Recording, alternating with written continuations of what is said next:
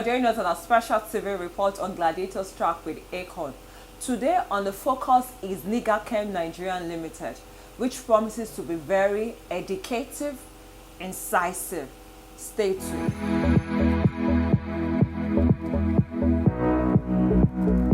Nigachem Nigeria Limited, a company with the mission to be the one-stop shop civil explosive service provider in Nigeria and West Africa sub-region, engages in the importation, marketing, and sales of civil explosives with commercial value and related products such as ammonium nitrate, detonating card, electric detonators, non-electric detonators, amongst others. Growing the industry of exploration, importation, and sales since 1987, when the company was incorporated as a private company, Nigachem Nigeria Limited has come of age with so many business achievements and engagement with other companies. Amongst all is the JV partnership agreement with Solar Industries Indian Limited, which led to the establishment of a cartridge emulsion manufacturing factory with an extension of bulk explosive launch on 30th April 2011 with the commencement of production on 5th August 2011 and was officially commissioned by the Honorable Minister of Mines and Steel Development, Architect Musa M. Sada, on the 19th of April 2013. Semic data acquisition. Apart from the company's basic mining, explorations, importation, and sales services, Nigachem Nigeria Limited is also respected for engaging in corporate social responsibility with regular support for education through schools, building of boreholes, maintaining the road linking the communities to the factory, and building a medical health centers. If mining, explorations, and sales of civil exploration is your best bet as an engineer, Nigachem Nigeria Limited is a superpower you need to partner with to achieve the best. Think mining and exploration. Think Nigachem Nigeria Limited.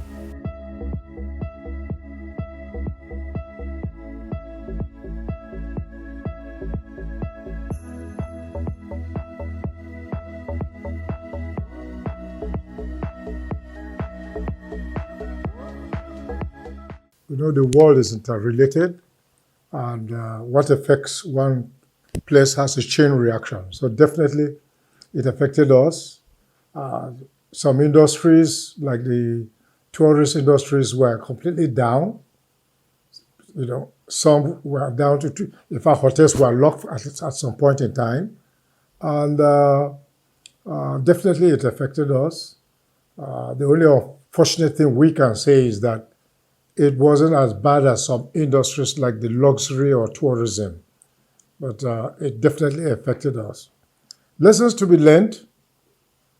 Well, the main lesson to be learned is that we're one world, we're one race. Something that was first reported in Wuhan in China on the 31st of December 2019 gradually spread round and round and round.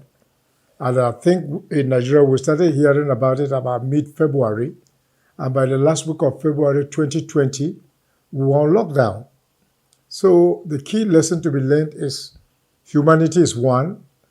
What affects one person or affects people in one part of the world can quickly spread around and affect people all over. So I think that's the main lesson to be learned.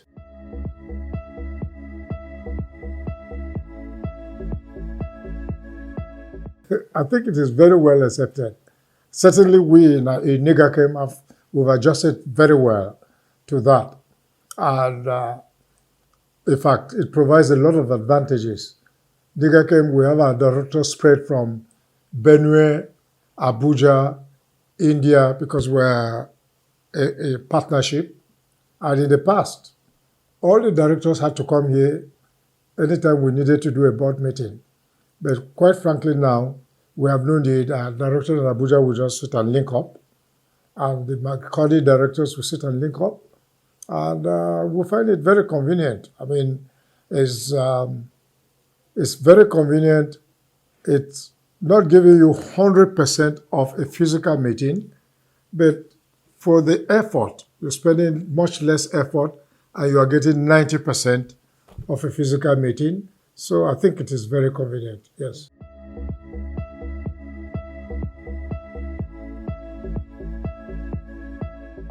The major problem solved, traveling in Nigeria, even traveling itself is a lot of headache, accident rates are high and all that and all that.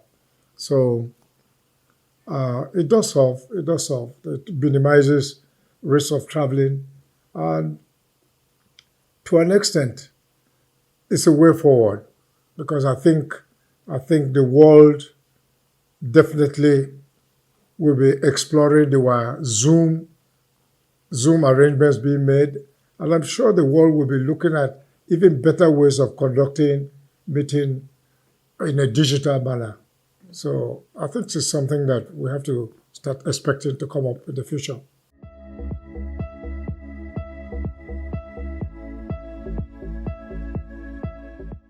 Well, businesses will continue to, in fact, in all countries of the world, it's not the government that provides, it's not the main employer of labor, it is the private sector. So, and the private sector is the main driving force of the economy. And there is no gainsaying the fact that businesses will continue to play a very major role in Nigeria.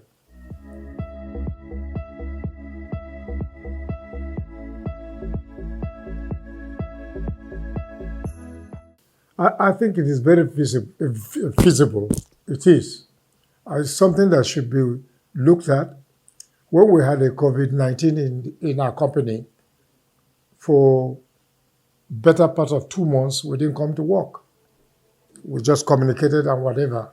But at some point in time, there was pressure from some key users of our products, like the cement companies, that services must be done. So the factory chaps were working.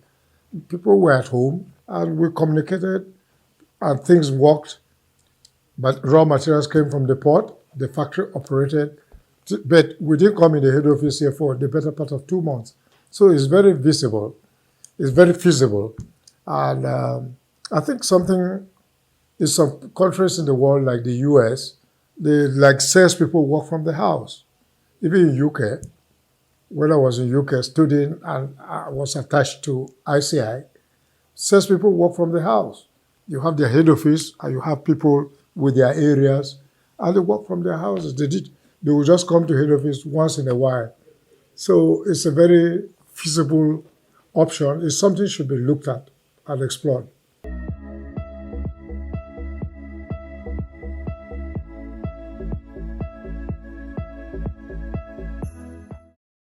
I would say Nigga started more of a child of necessity. I was working in CAPL, Chemical and Allied Products, and late 90s, IBB introduced the SAP, Structural Adjustment Program.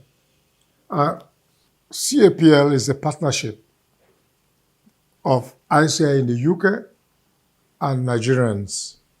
Was a partnership. And the British shareholders, who were the core investors, felt that most countries that they introduce structural adjustment program in Africa, the economy tends to go down. So they kind of withdrew their interest, their investment. And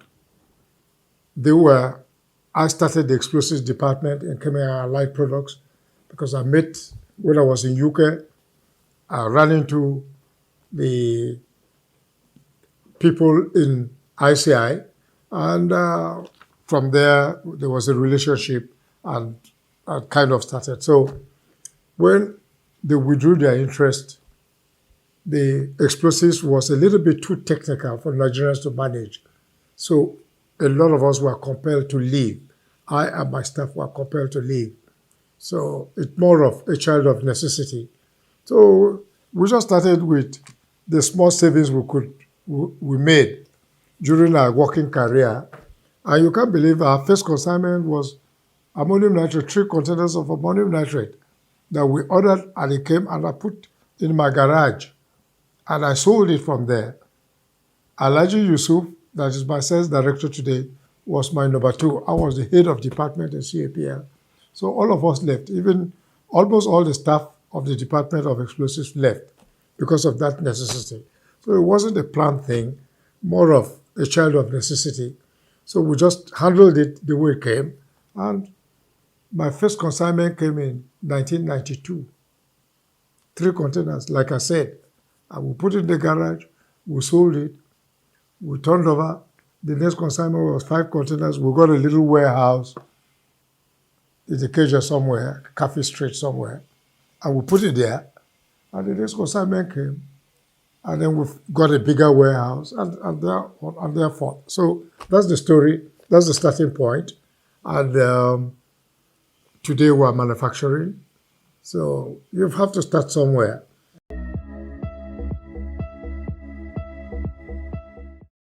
Vision, basically, we, we, we say we are providing services for nation building. Explosives, a lot of people don't know, but without explosives, everything will be grounded. You use explosives to construct roads. You use explosives to do airports. You use explosives for mining. In mining, you get metal, you get iron. In mining, you get cement. So you see, in mining, you get oil. Without explosives, all that will not work. So a lot of times when people say explosives, they look at it abstract. Some think in a negative way. That so our own is just to provide those services for nation building. So that's our main vision. So we're doing that. We started with importation. We came to of one product. Eventually we went to explosives itself.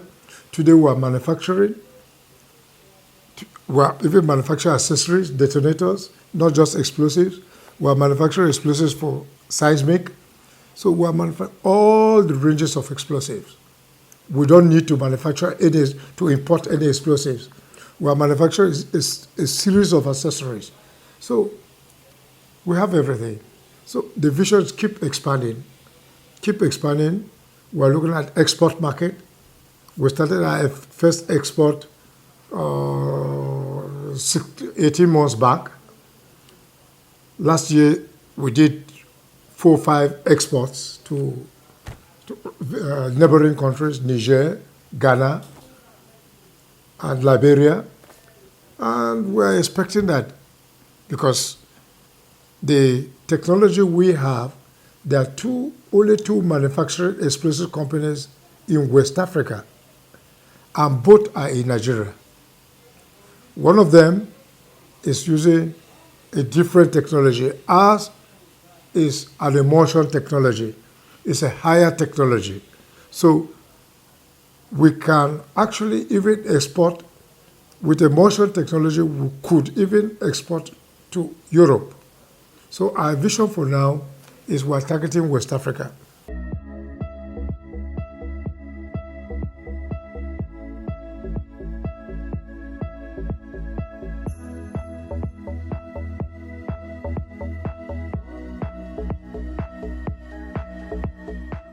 What we did, our field sales engineer who actually interfaced with this customer, we had to get them to operate from home. So most of the business meeting and engagement were done online. We had a lot of virtual meeting, Zoom meeting, negotiation, and we were able to wait that through successfully. As a director, we were initially worried because we initially thought of total shutdown. But we are, with our technical partner giving us the information that we needed to actually adopt, we're able to do that here successfully. Although we minimize tremendously the number of physical travel, physical contact, we minimize that. But using that technology, like I said, we were able to cope and cope successfully.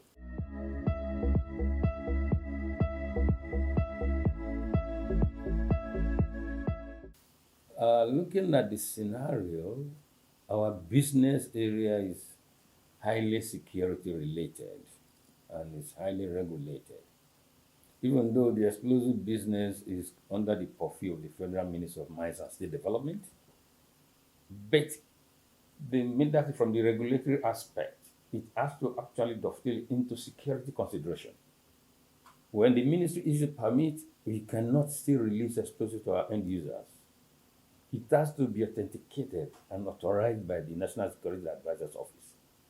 And whenever the business, that one is true, we cannot move a single kg or single cartridge or single piece of detonators out of our factory or magazine without the authorization of the Inspector General of Police through the commissioner in charge of bomb squad. That we have to escort the explosives. So it's a highly regulated business. That's on the regulatory aspect. But on the end user aspect, what we do is that we don't just give our customer the product, we follow them through to be sure that they get the best value for their naira spending on explosive. We have what we call technical service backup. And the customer, that's part of our cutting edge when we come to competition. And our brand of explosive is such that it is emotion based. It's a highly safety conscious explosive.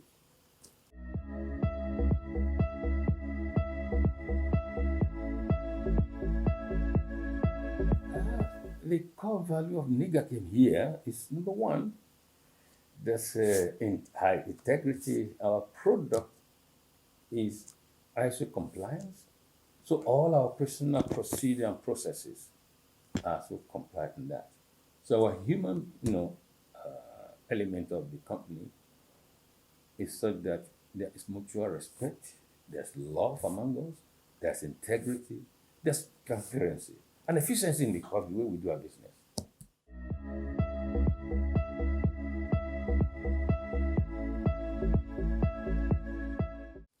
The most important factor are the people, our customer.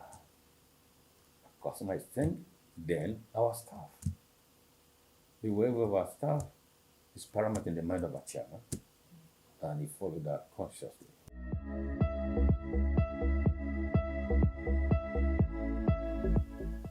Really, we're in the face of another phase of, so let's say, global scarcity of major raw material into explosive manufacture. That actually brought in a new challenge, and we have had to do a kind of creative approach to telling our customers that whatever might be the conventional application or conventional product they use, they have to adopt, so let's say, what we call non-cap sensitive explosive as opposed to another one they can mix on and feed themselves. So that one alone, we actually key into the latest development in technology approach in blasting, in mining, in all the operational aspects. And most of us, we are members of International Society of Explosive Engineers. We are members of Society of Explosive Mining Engineers, United States of Mining Engineers, the General Institute of Mining and Geosciences. So we keep current.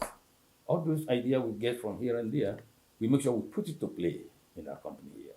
So that the boys all the time, the guys, the consumer, they are always wanting to say, we don't want you to create problems. We are seen as a problem, as a solution provider.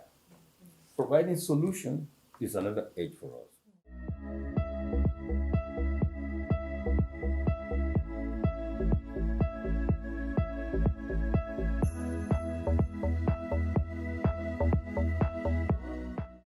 I actually think that both methods have their own advantages and disadvantages. The physical meeting gives you the opportunity to see someone, read body language. For example, if you're speaking to someone and you say something that doesn't quite go well with the person, if you're physical, you can read the body language, but if you're not physical, you can't really see that body language. Physical meetings also gives you the transparency. You kind of are transparent, with if you're physical, you can have chit chats and things like that. And with the digital ones, you really can't have that. So yeah, I think everything has its advantages, even though there are also some disadvantages with physical meetings as well, time of travel, the cost and things like that. But physical meeting is not so bad.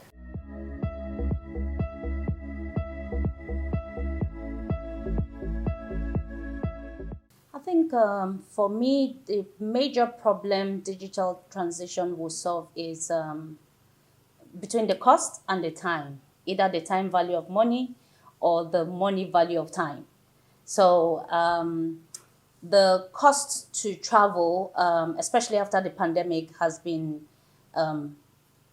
maybe times three, a lot more expensive than it used to be. And the time you use to go for physical meetings, I mean, you can achieve a lot more with that time if you have digital meetings. Like, so as I said, everything has its advantages and disadvantages. The major problem I think the digital world will solve will be more of the time and money. And I think eventually you probably will see companies having a mix of both. So you can't always just have virtual meetings. You will definitely have physical meetings, especially if you're customer facing as well.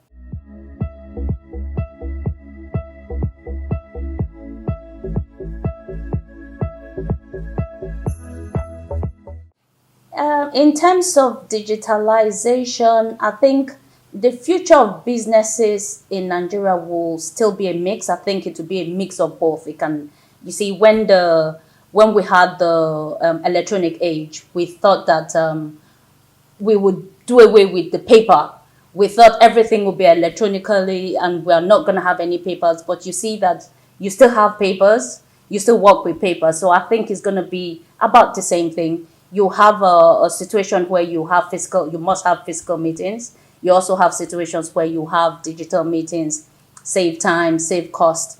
But when the time comes for that, then surely you have your physical meetings.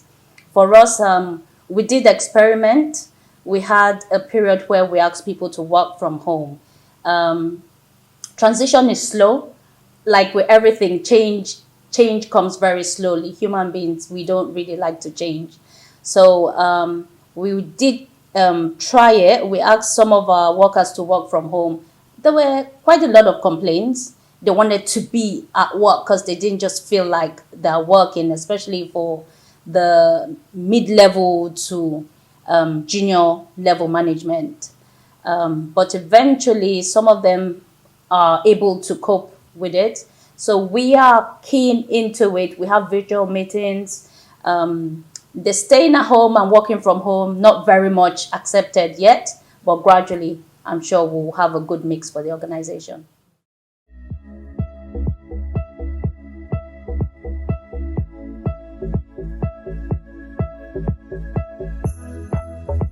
I would always think that the best way to drive up your economy is by government policies. If we have the right policies to support the businesses, you have entrepreneurs growing, you have the middle scale businesses growing, you also have the large businesses growing. And is more of the policies. I think when you have the right policies and if the policies are also enforced, you can have the right policies and they're not enforced, so therefore nothing is happening. If you have the right policies and they're enforced by the lawmakers, then I think that we'll be able to grow our economy.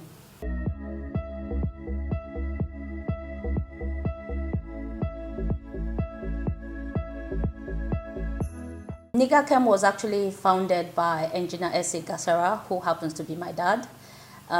He worked in a company called CAPL many years ago. And from there, he dabbled into the explosive business. He was a mining engineer. He started with selling the explosive business while under CAPL.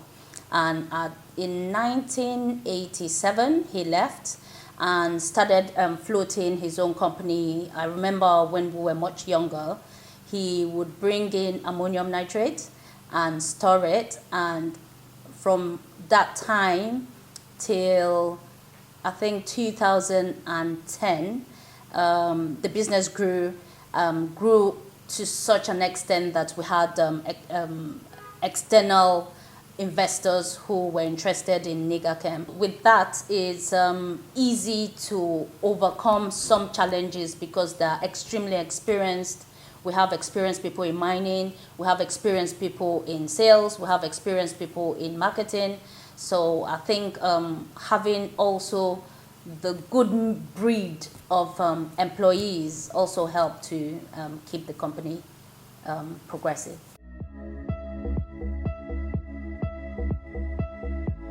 And that's about it from us to you. I hope you enjoyed the program. Don't forget to subscribe on our YouTube channel on Gladiators Track with Acorn. See you next week. Bye.